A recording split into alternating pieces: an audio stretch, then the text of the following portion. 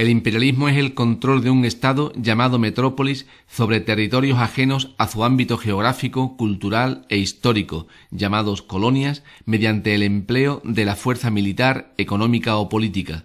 Fue llevado a cabo durante el último tercio del siglo XIX por las potencias europeas, Inglaterra, Alemania, Francia y algunas extraeuropeas como Estados Unidos y Japón. Durante la segunda fase de la Revolución Industrial, las potencias imperialistas se lanzaron a la conquista por todo el mundo de nuevos territorios económica y tecnológicamente más atrasados con el fin de extender su poderío comercial.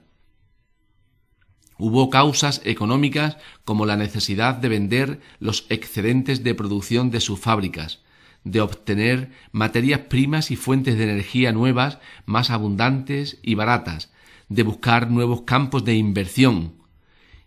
Conceden créditos a las élites locales e invierten en infraestructuras y en tierras vírgenes sin explotar, o de disponer de mano de obra barata.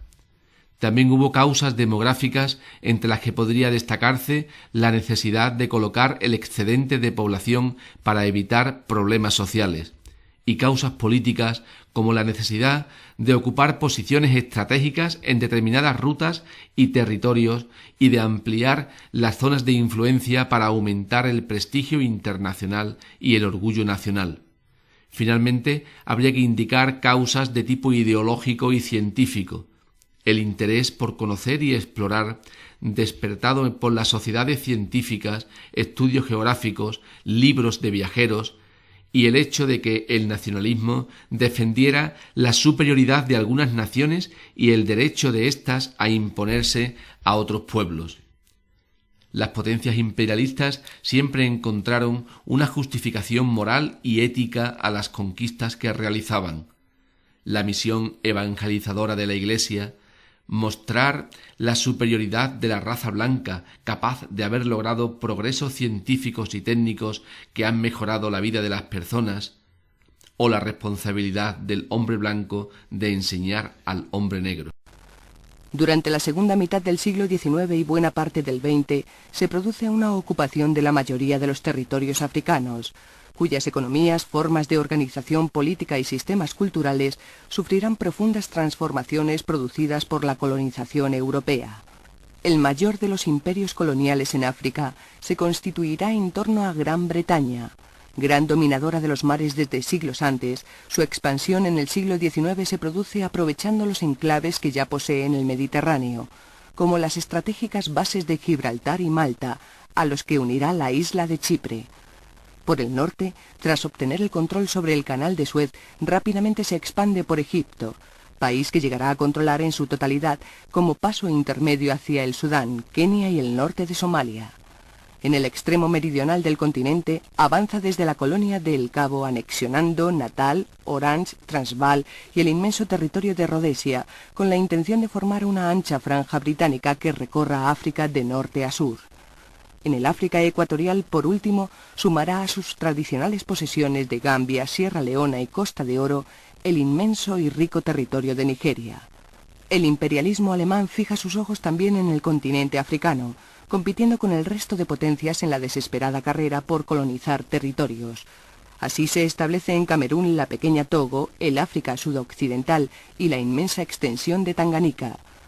Los portugueses, los primeros en fijar sus bases en África, pierden buena parte de su pujanza de siglos anteriores, si bien consiguen mantener sus posesiones de Angola y Mozambique. El control sobre Marruecos, Argelia y Túnez otorga a Francia el camino libre hacia la ocupación de la ancha franja subsahariana. A estos territorios, los franceses suman la Guinea Francesa, pequeños enclaves en el África central y oriental, el Congo y la estratégica isla de Madagascar.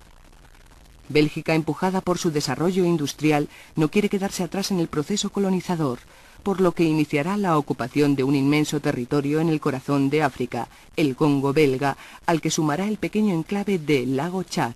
Por último, Italia conseguirá establecerse en Libia, Eritrea y la Somalia del Sur, mientras que España sumará a su control sobre una estrecha porción en el norte de Marruecos la colonización del Río de Oro y la Guinea Ecuatorial. Durante el siglo XIX, el continente asiático se convierte en una pieza más codiciada que nunca para las potencias coloniales europeas, que buscarán en sus territorios materias primas para alimentar a su industria en expansión, mercados donde colocar sus manufacturas y áreas despobladas en las que ubicar su exceso de población. A partir de su asentamiento en el sur de la India y Ceilán, Gran Bretaña se expande por el resto de la península hindú, Beluchistán, Cachemira y Birmania. Desde aquí, intentará extender su influencia hacia Persia y Afganistán, entrando en confrontación con las ansias expansivas del Imperio ruso. Posteriormente, consigue asentarse en el sur de la península de Malaca, el norte de Borneo y Nueva Guinea Oriental, completando su avance por Australia y Nueva Zelanda. Enclaves comerciales y militares privilegiados serán la colonia de Adén, que controla el paso hacia el Mar Rojo y la isla de Socotora. El gigante ruso inicia su expansión desde el norte, ocupando la Transcaucasia, el Turquestán y las provincias del Amur y Costera. A ello sumará el control sobre el área norte de la isla de Sajalín. Además, lanzará líneas de avance hacia Persia y Afganistán, en competencia con Gran Bretaña, y hacia China, penetrando por el Turquestán oriental, Mongolia y Manchuria. El imperialismo japonés le hace extenderse hacia el norte, ocupando el sur de la isla de Sajalín y las Kuriles, hacia el oeste, con su dominio sobre la península coreana, con lo que intentará penetrar en China, y hacia el sur, donde colonizará la estratégica isla de Formosa. Francia, por su parte, establece su dominio colonial en Indochina, lo que le hará entrar en confrontación con el reino de Siam. Frente a estos grandes imperios en expansión, otros pugnan por no ver reducido territorio. Así, el gigantesco imperio chino, codiciado por su inmenso potencial comercial, que ve amenazado su aislamiento por las penetraciones citadas y por las bases europeas en Macao y Hong Kong. Por otro lado, se mantiene el imperio holandés en Indonesia, el dominio español sobre el archipiélago filipino y el imperio turco extendido por la península de Anatolia y las costas oriental y occidental de la península arábiga. En 1867, Mutsuhito accede al trono imperial del Japón. Con ello da comienzo la era Meiji, caracterizada por la modernización del país y su conversión en una potencia imperialista. En 1874, Japón se anexiona a las islas Ryukyu. Un año más tarde, hará lo mismo con las islas Kuriles y las Bonin. Tras la primera guerra con China, entre 1894 y 1895, obtiene Formosa. 10 años más tarde, después de la guerra con Rusia, se anexiona el sur de Manchuria, la mitad de Sajalín y Port Arthur. En 1918, como consecuencia de la derrota alemana en la Primera Guerra Mundial, obtiene el mandato sobre los archipiélagos de las Palau, las Marianas, Carolinas y Marshall, aunque Guam queda bajo control de los Estados Unidos. En 1910, los japoneses ocupan toda la península de Corea. La expansión japonesa en China le llevará a controlar en 1931 toda Manchuria, a partir de entonces denominada Manchukuo. En 1933 Japón ocupó Jeol y 4 años más tarde extendió la frontera de Manchuria hacia el oeste. En 1938, las tropas japonesas ocupan una amplia franja y posesiones costeras en el litoral chino. Por último, en 1939, gana China la isla de Hainan, el corredor de Nanjing y algunos territorios más en la región central. El imperialismo japonés por el Pacífico ha alcanzado su cima, lo que pronto provocará el choque con las potencias occidentales, especialmente con Estados Unidos. Siguientes formas de dominación y organización colonial. Las colonias de administración directa eran territorios que habían sido conquistados por las armas. La potencia colonial imponía sus funcionarios y sus instituciones y las administraba sin ningún tipo de compromiso hacia la población local. Fue el tipo más extendido. Los protectorados eran territorios donde se respetaba el gobierno indígena ya existente para evitar problemas. El gobierno local controlaba la vida interior de la región, mientras que la política exterior era gestionada por la potencia colonial de turno. Fue un modelo utilizado por Francia en Marruecos y por Gran Bretaña en Birmania. Los dominios eran colonias con una población blanca mayoritaria, motivo por el que la metrópolis le otorgaba un amplio autogobierno para gestionar sus propios asuntos, pero siempre limitado por un gobernador nombrado por la reina. Fueron los casos de las colonias británicas de Canadá, Australia y Nueva Zelanda. Los territorios metropolitanos eran aquellos que se consideraban como una provincia más de la potencia colonial. Fue el caso de Argelia con respecto a Francia. Finalmente, las concesiones eran territorios cedidos o alquilados a la metrópolis, codiciados por su interés estratégico o comercial. Fue el caso de China, que tras la Guerra del Opio hubo de ceder alguno de sus puertos, Hong Kong entre ellos, al Reino Unido. La población nativa de los territorios colonizados disminuyó a causa de las luchas con los europeos, las enfermedades nuevas para ellos y las duras condiciones de trabajo a las que eran sometidos, pero enseguida la llegada de la medicina europea hizo disminuir la mortalidad.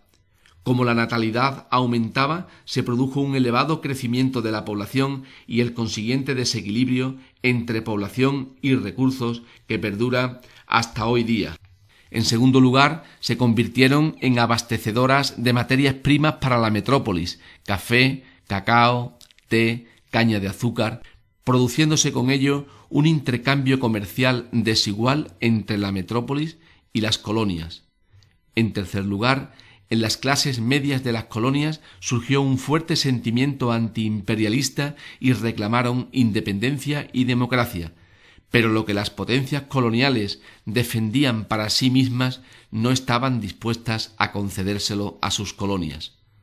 En cuarto lugar, frente a la minoría procedente de las metrópolis, que tenía todo el poder económico y político, y una pequeña élite nativa que colaboraba con ellos, había una inmensa mayoría de población local marginada y explotada, situación aún no superada en la actualidad. En quinto lugar, la destrucción de las culturas nativas. Los europeos impusieron y no respetaron sus tradiciones y su cultura, su lengua y su religión, ya que los veían como seres inferiores. En sexto lugar, la creación de fronteras artificiales que nada tenían que ver con la configuración preexistente, forzándose la unión o segregación de grupos tribales y étnicos, provocando innumerables conflictos raciales que se mantenía vivo hasta nuestros días, caso de Ruanda o Liberia, entre otros. Y finalmente, la alteración del medio ambiente por la tala de bosques y su sustitución por plantaciones fueron muy positivas. En el terreno económico dispusieron de materias primas baratas y nuevos mercados a los que abastecer. Con ello impulsaron de nuevo la industrialización y se consolidó la segunda fase de la revolución industrial. Desde el punto de vista político, se creó una fuerte rivalidad y tensiones internacionales entre los países, que se agudizaron por los constantes choques fronterizos, lo que llevó inevitablemente al estallido de la Primera Guerra Mundial. Y desde el punto de vista cultural, se inició entre las clases burguesas una fascinación por lo exótico y la aventura, que se dejó notar durante bastante tiempo en la decoración, las formas artísticas y literarias.